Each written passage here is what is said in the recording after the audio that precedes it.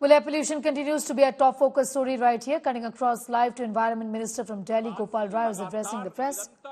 Take a listen. हवा की गति जो है वो धीमी है। आमतौर पर ऐसा होता है कि 2-3 दिन अगर हवा की गति धीमी होती है तो फिर वो तेज हो जाती है, लेकिन पिछले 30 तारीख से लेकर के निरंतर जो है वो हवा की गति जो है वो लो कैटेगरी में बनी हुई है और उसकी वजह से जितने प्रदूषक हैं, प्रदूषण के जो कण हैं वो डिस्पर्स नहीं हो रहे हैं और नीचे सतह पर हैं, जिसका असर आपको AQI के बढ़ने में दिख रहा है। ऐसी स्थिति में आज दिल्ली के मुख्यमंत्री माननीय अरविंद केजरीवाल जी ने सभी संबंधित विभागों के साथ दिल्ली के जो वर्तमान समय में प्रदूषण का स्तर है उसकी समीक्षा बैठक की। आज की परिस्थिति में और क्या क्या किया जा सकता है और अभी तक क्या क्या किया गया, वो सारी रिपोर्ट उनके समक्ष रखी गई, जिसमें एक एक करके जो अभी तक एक्शन हुआ है ग्रैप 1, ग्रैप 2, ग्रैप 3 में, वो सारी रिपोर्ट दी गई। मैं आपके सामने भी रखना चाहता हूं कि अब तक क्या क्या हुआ है।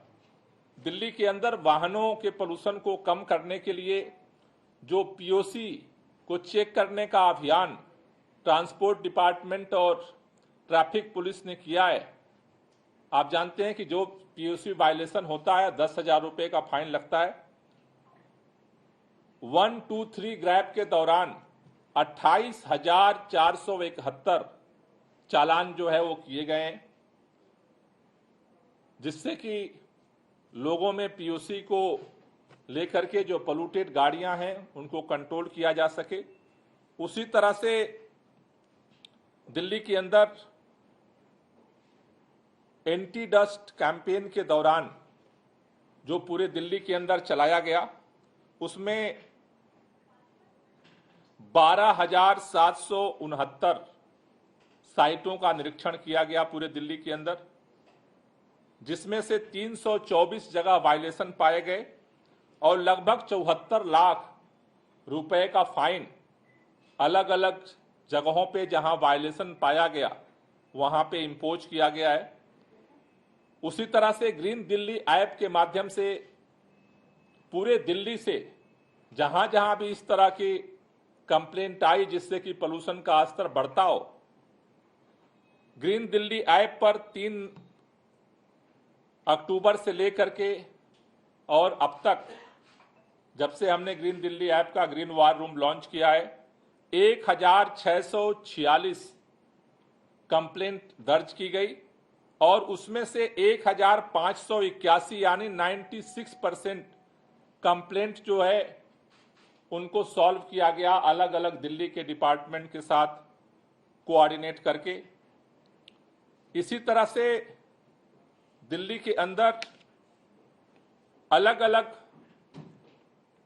टीमें काम कर रही हैं। ओपन बर्निंग के लिए 611 टीमें आज फील्ड में काम कर रही हैं उसे रोकने के लिए। जो गाड़ियों का प्रदूषण है उसको चेक करने के लिए 385 टीमें ऑन फील्ड की गई हैं। पटाखों के लिए पुलिस की 210 टीमों का गठन किया गया है। उसी तरह से आज वाटर स्प्रिंकलिंग के लिए, सफाई के लिए 82 MRS मशीन दिल्ली की सड़कों पर डस्ट कंट्रोल के लिए काम कर रही हैं। वाटर स्प्रिंकलर 345 वाटर स्प्रिंकलर अलग अलग डिपार्टमेंट्स के जो है वो सड़कों पे चल रहे हैं।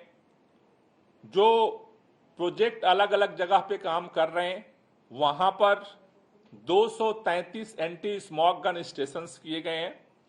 उसी तरह से जो 192 मोबाइल एंटी स्मॉग गन सड़कों पर पानी के छिड़काव का काम कर रहे हैं, खासतौर से हॉट स्पॉट्स के एरिया में, और 106 एंटी स्मॉग गन जो है वो स्टेशंस किए गए हैं अलग अलग सरकारी बिल्डिंगों पर, जो पानी के छिड़काव का काम जो है वो पूरे दिल्ली के अंदर कर रहे हैं।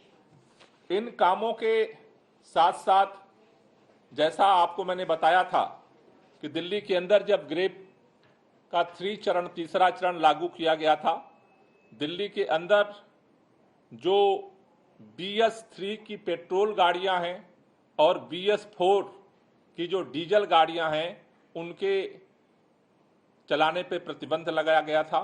वो प्रतिबंध अब ग्रेप 4 के तीसरे चरण में भी वो जारी रहेगा। दिल्ली के अंदर इन प्रतिबंधों के अलावा एसेंशियल कमोडिटी और एसेंशियल सर्विस, यानी जो आवश्यक सामान और आवश्यक सेवाएं प्रदान करने वाली जो गाड़ियां हैं, उनमें LNG, CNG इलेक्ट्रिक ट्रकों को छोड़ करके बाकी ट्रकों पर प्रवेश बैन कर दिया गया है दिल्ली के अंदर। अब वो ट्रक जो है वो दिल्ली के अंदर प्रवेश नहीं कर सकते। इलेक्ट्रिक, CNG, BS6 डीजल और इमरजेंसी सेवा आवश्यक वस्तुओं को ले जाने वाली जो लाइट कॉमर्शियल व्हीकल हैं, उनको छोड़ करके दिल्ली के बाहर रजिस्टर्ड जितने लाइट कॉमर्शियल व्हीकल हैं, उनके प्रवेश पर भी अब दिल्ली के अंदर रोक लगा दिया गया है। दिल्ली के अंदर जो पंजीकृत डीजल के मध्यम मालवाहक हैं, भारी मालवाहक हैं, उनके चलने पर प्रतिबंध रहेगा। उसमें जो आवश्यक वस्तुएं हैं और आवश्यक सेवाएं प्रदान करने वाले हैं, उनको केवल छूट रहेगी। अब दिल्ली के अंदर ग्रेप 3 में राजमार्गों को, सड़कों को, फ्लाईओवर, ओवरब्रिज, पावर ट्रांसमिशन पाइपलाइनों जैसे लीनियर सार्वजनिक परियोजनाओं और विध्वंस के कार्यों पर छूट दी गई थी। बाकी जगह तो कंस्ट्रक्शन पे, निर्माण और विध्वंस पे बैन था। अब जो छूट दी गई थी, अब उस पर भी प्रतिबंध लगा दिया गया है।